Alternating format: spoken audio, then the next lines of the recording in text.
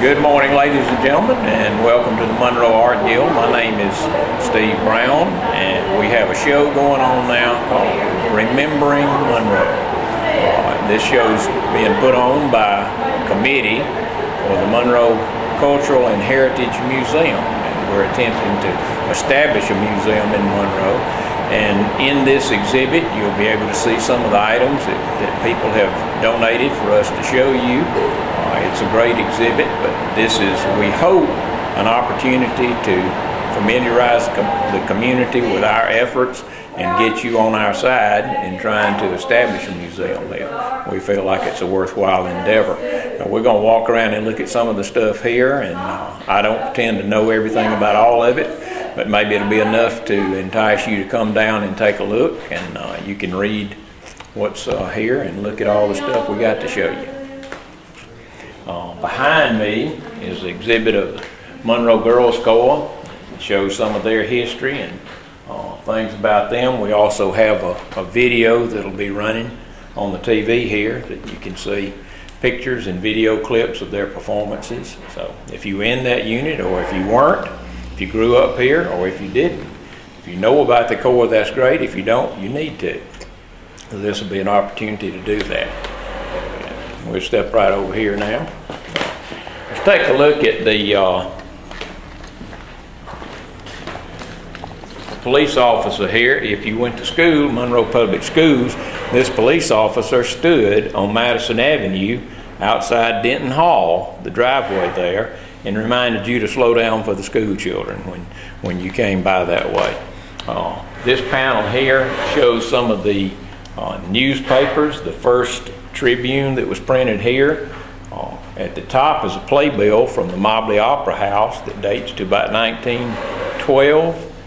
And we have some pictures of the Tribune press rooms and an industrial edition of the Tribune that was put out, I think, in 1907.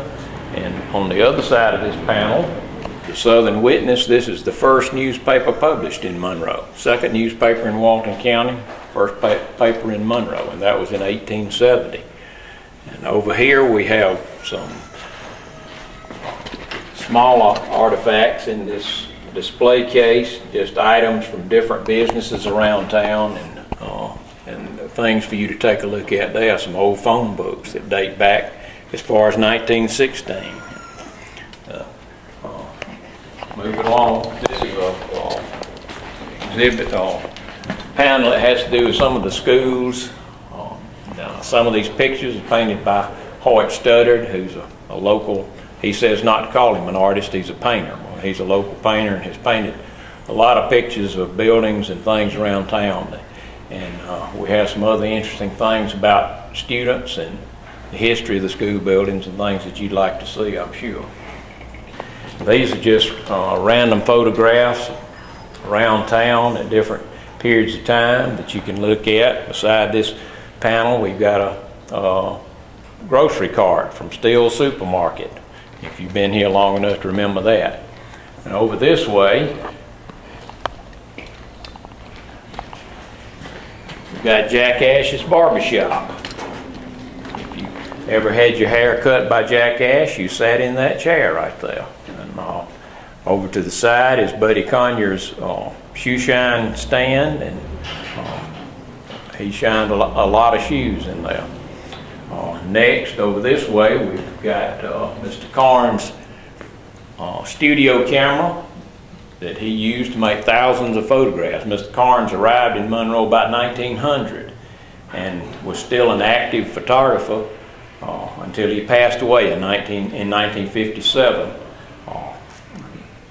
We've got over here two Santa Clauses that you might remember. The taller one always stood in the window of Milne Acox, and the shorter one was at the Coca-Cola Bottling Company on Spring Street, which is a fish thrift store now.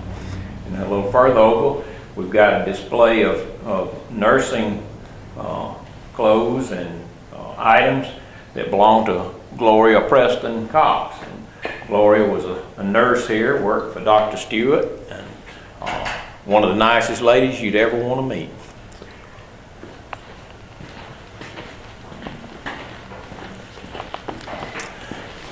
This corner is dedicated to the Monroe National Guard and also to General Hearn, who was the state adjutant general under 5 different governors.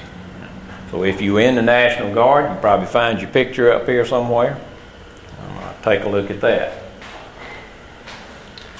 Behind us here is a secretary, a desk that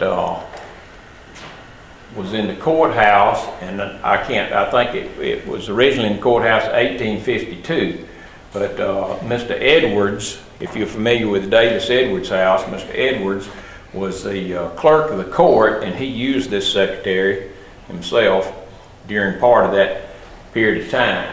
And this stool was in the post office even before the post office was in this building. Before it was here, the post office was on North Broad, right around where the Walton Tribune office is now. And that stool was used there and then moved here when the post office came. Now, this display is on the Brie Dairy, which was north of town on Highway 11. It was a large dairy operation. They provided a lot of milk, not only for Monroe, but for surrounding communities and even further out than that. And we've got a lot of photographs there of the dairy itself and the family who owned and ran the dairy. And then coming on around, we've got an exhibit on textiles with some photographs of the employees of different plants in the mills, and even a basket that was used to pick cotton back in the 20s. Now this quilt is somewhat of an enigma. We were given this quilt because it's obviously historical, but we don't know what it is. It has 200 and something different names sewn into it, and it dates 1940-41. If you know what this is, we'd like to know. My wife Susan said she thinks it was done as a fundraiser for something, because there are schools, there are businesses, and just individuals on here. But come by and take a look at it. You might find your name. We have a list of all the names that are on there, and there are some schools and some businesses listed as well as individuals. But it's an interesting thing to look at. These are just random photographs of different time periods in Monroe and different people.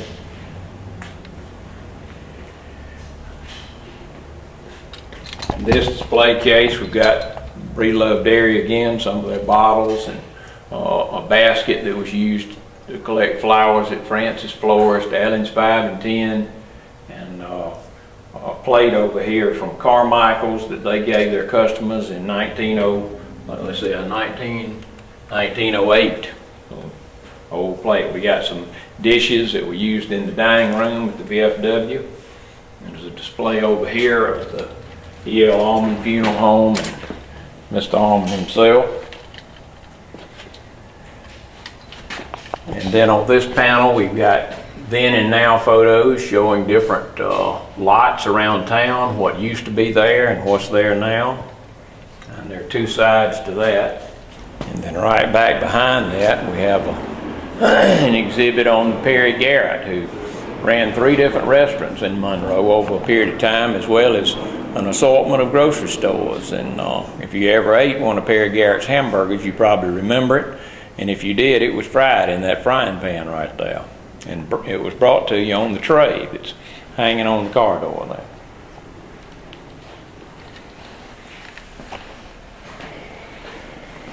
This panel just deals with different businesses around town, just artifacts from Troy Theater and McGarrity's Ford, Farmers Bank, and here we have the scale that sat in front of Carmichael Drugs from 1950 until Carmichael's closed on Broad Street and moved to their new facility. And it still works. Randall Rowe reconditioned it so you can step right up there and find out your weight and your fortune for only a penny.